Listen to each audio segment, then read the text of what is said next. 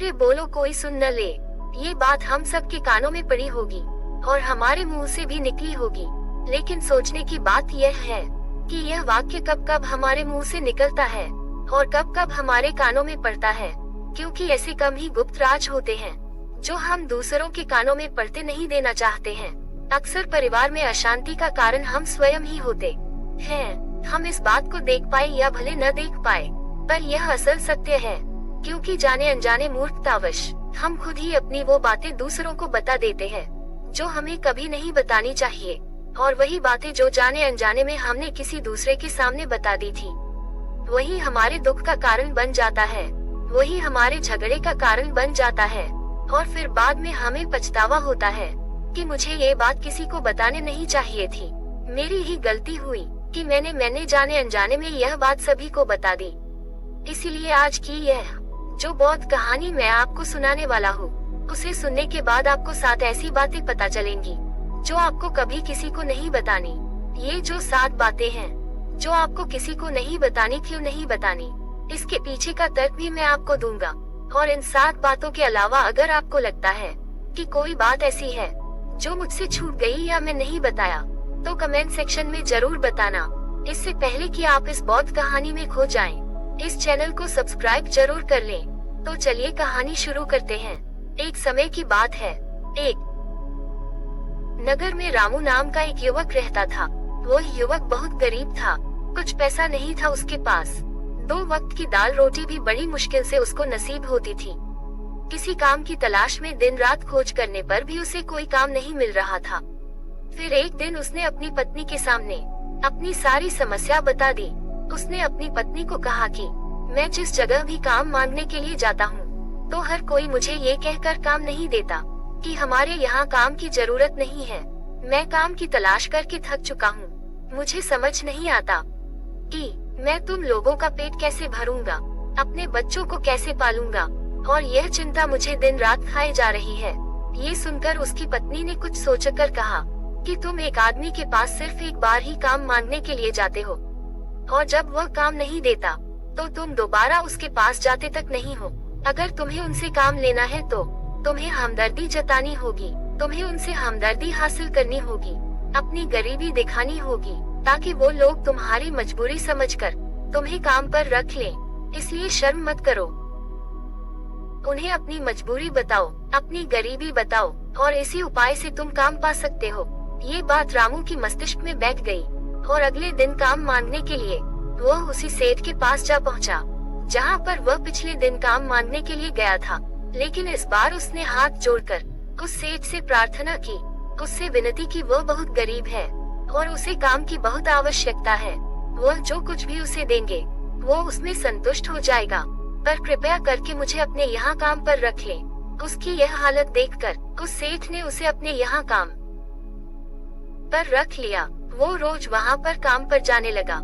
अंदर ही अंदर वह खुश तो था कि उसे काम तो मिला, लेकिन उसे वेतन दूसरे लोगों से कम मिलता था। वही काम जो दूसरे लोग कर रहे थे, उन्हें ज्यादा वेतन मिल रहा था और इसे कम वेतन मिल रहा था। जब इस बारे में उसने अपने सेठ से कहा, तो सेठ ने कहा कि देखो भाई, तुम्हें काम की जरूरत थी, मैंने तुम्हें काम दिया। मेरा धन्यवाद करने की बजाय तुम मुझसे शिकायत कर रहे हो। ये कैसी बलवंत साहित्य है। ये सुनकर रामू वहीं पर चुप हो गया। बात कहीं ना कहीं सत्य थी, सच थी। सेठ ने तो उसे उसकी मजबूरी के हिसाब से ही काम दिया था और इसीलिए वह उसे अपने अनुसार ही वेतन देता था।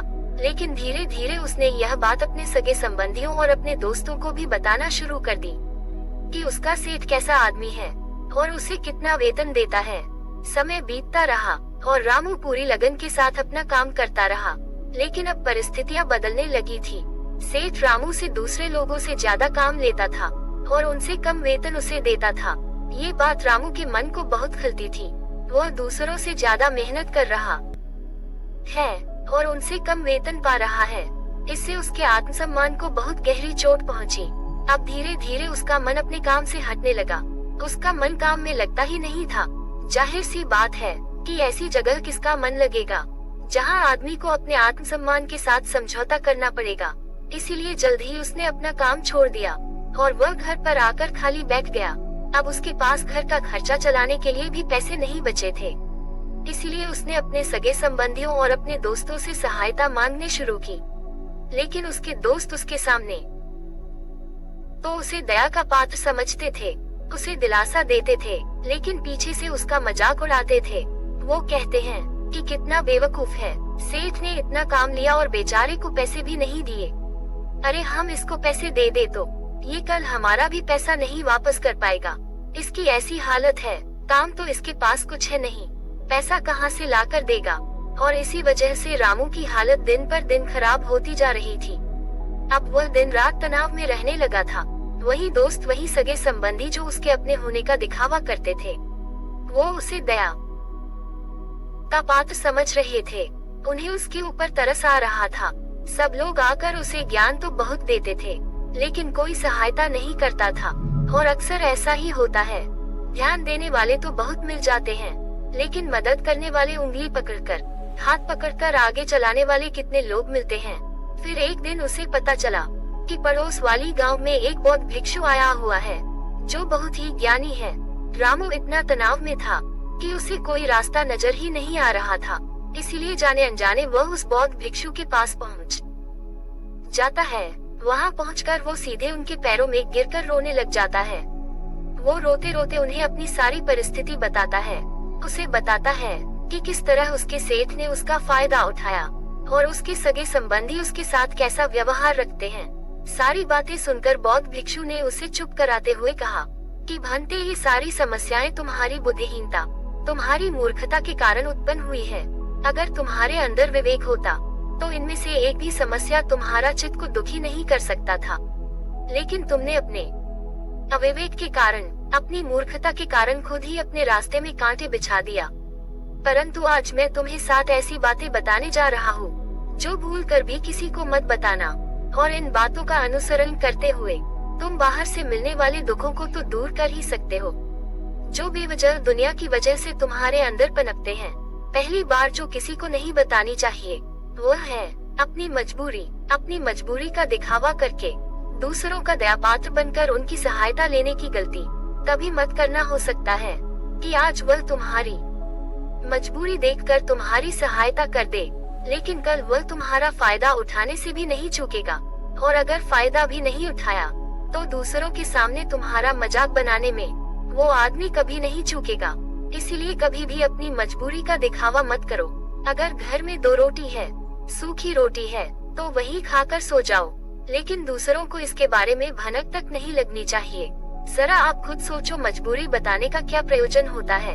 एक इंसान का या तो वह दूसरों से सहानुभूति हासिल करना चाहता है या उनसे कोई आर्थिक मदद चाहता है। लेकिन अगर दोनों ही परिस्थितियां आप देखें तो दूसरा आदमी आपका फायदा उठाने से नहीं चूकेगा, और अगर वह फायदा नहीं भी उठाएगा तो अपनी नजर में तो वह आपको मूर्ख ही समझेगा, बेवकूफ समझेगा, और दूसरों के सामने आपका मजाक तो जरूर बनाएगा। इसीलिए अपनी मजबूरी के बारे में कभी किसी को मत बताना है।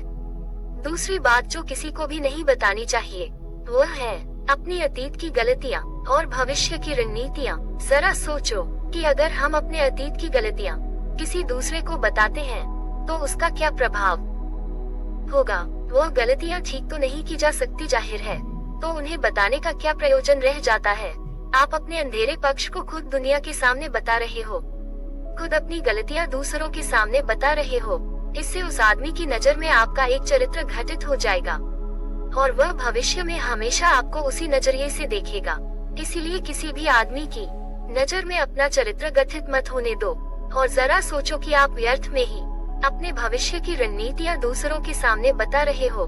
जो लोग आपके काम का हिस्सा ही नहीं है, उनके सामने अपने भविष्य की रणनीतियाँ, अपनी डींगे हाँकने का क्या फायदा। वह लोग आपकी सहायता तो नहीं करेंगे, लेकिन आपकी भविष्य की रणनीति में बाधा जरूर बन सकते हैं। आप खुद अपनी विवेक का इस्तेमाल करिए और सोचिए कि आपके साथ भी ऐसा हुआ है कि आपने अपनी भविष्य की रणनीति किसी को बताए हो और वह कामयाबी न हुई हो। जरूर हुआ होगा, जरा गौर से सोचिए। तीसरी बात जो किसी को नहीं बतानी चाहिए वह है अपने घर की बातें। जो भी हमारे घर के अंदर आपस में बातचीत होती है, हमारे माँ बाप के साथ, हमारी पत्नी के साथ, हमारे बच्चों के साथ वह बातें परिवार तक ही सीमित रहनी चाहिए। अगर आप इन बातों का दूसरों के सामने ढिंढोरा पीटते हो, तो दूसरों को आपके घर में घुसने का एक मौका मिल जाता है और वो इसका फायदा उठाने से कभी नहीं चूकेंगे। वो आपके परिवार के सदस्यों को आपसे दूर लेकर जाने की कोशिश करेंगे। अक्सर ऐसा होता है, हम समाज में देखते हैं कि हम अपने घर के झगड़ों को कम करने के लिए उन झगड़ों को अपने पड़ोसियों और दूसरे सगे संबंधियों को देते हैं, लेकिन इससे आपको सहायता कभी नहीं मिली होगी, बल्कि आपके घर की लड़ाई झगड़े और ज्यादा बढ़ गए होंगे और वह जाहिर है वह बढ़ेंगे। अगर आप अपने माँ बाप की बात दूसरों को बताएंगे तो आपके माँ बाप को बुरा लगेगा, यही कि हमारा बेटा हमसे बताए बगैर दूसरों को यह बातें बता रहा है। इसीलिए अपने घर की बात है और अपने घर की लड़ाई झगड़े किसी के सामने मत बताना। अगली बात जो मैं आपको बताने जा रहा हूँ, जो किसी को नहीं बतानी चाहिए, वो सुनने पर बहुत अजीब लग सकती है, लेकिन उसका सत्य भी मैं आपको एक तर्क के माध्यम से दूंगा। मैं कहता हूँ कि अपनी आमदनी किसी को मत बताना। अब अपनी आमदनी ना बताने के पीछे क्या प्रयोजन हो सकता है? जरा सोचिए कि आप अपनी आमदनी अपने दोस्तों को बता देते हैं, तो जब आपके दोस्तों को जरूरत पड़ेगी तो वह सिर्फ आपको ही याद करेंगे, क्योंकि उनको पता है कि अगर आपकी आमदनी ज्यादा अच्छी है तो आप ही उनकी मदद कर सकते हैं और इसीलिए ज्यादा लोग आपसे सहायता मांगेंगे। और जब आप उनकी सहायता नहीं करेंगे तो वह सोचेंगे कि इस आदमी के पास पैसे हैं, मेरी सहायता कर सकते हैं, लेकिन यह सहायता कर नहीं रहा है और इसीलिए आपकी आमदनी आप दोनों दोस्तों के बीच एक झगड़े का कारण हो सकती है। कम आमदनी होगी तो लोग मजाक उड़ाएंगे और ज्यादा होगी तो सहायता मांगेंगे, तो अपनी आमदनी बताने का कोई प्रयोजन नहीं है। अगली बात जो मैं आपको बताने वाला हूँ, उसे अपनी गांठ बांध लेना और किसी को ये बात मत बताना। अपनी कमजोरी और अपनी ताकत अक्सर इंसान को पता नहीं होता है कि उसकी कमजोरी या उसकी ताकत क्या है, लेकिन अगर आपको अपनी कमजोरी और अपनी ताकत पता है तो पहली बात तो आप बहुत ही बुद्धिमान आदमी हैं और दूसरी बात कि आपको यह बातें किसी से साझा नहीं करनी है, क्योंकि अगर आपकी कमजोरियां दूसरों को पता चल गई तो वह आपकी कमजोरियों का फायदा उठाएंगे और अगर आपकी ताकत पता चल गई तो वही ताकत आपकी कमजोरी बन जाएगी, क्योंकि वो ताकत दूसरे आदमी को पता है और वो ताकत की खाद भी ढूंढ ही लेगा।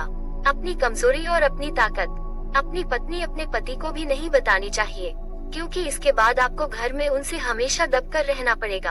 अगली बात जो किसी को नहीं बताना चाहिए वो है अपने मित्र और अपने शत्रु।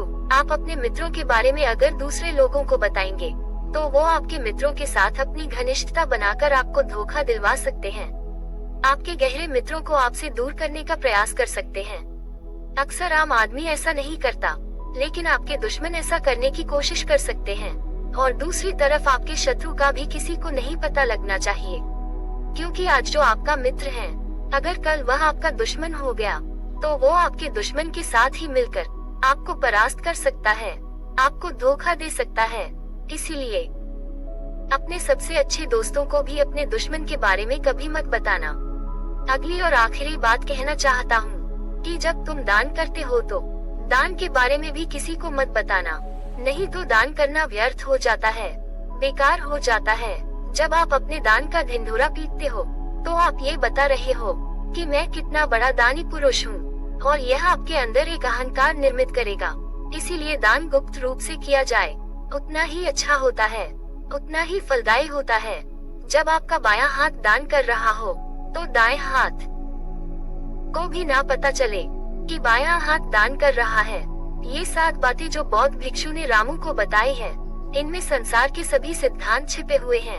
इन बातों का अनुसरण करते हुए आप अपने घर में सुख शांति बना सकते हैं और घर के झगड़े हमेशा के लिए दूर कर सकते हैं। आप इन बातों के बारे में अपने विवेक से भी सोचेंगे तो आपको यह बातें सच मालूम पड़ेंगे। और हमारा कहानी सुनाने का मकसद यही है कि आपका विवेक जागृत हो। आप खुद उन बातों के बारे में सोचें जो हम आपको बता रहे हैं, और अगर हम गलत है तो आप कमेंट सेक्शन में वह बात जरूर बताएं जिस पर हम गलत है। और इनके अलावा भी अगर आप कुछ जानते हैं तो उन बातों को भी कमेंट सेक्शन में जरूर डालें। तो दोस्तों, आज के वीडियो में बस इतना ही। उम्मीद है आपको यह वीडियो पसंद आई होगी। अगर पसंद आई होगी तो वीडियो को एक लाइक करना मत भूलिएगा। ओम बुधाय नमः। ओम बुधाय नमः।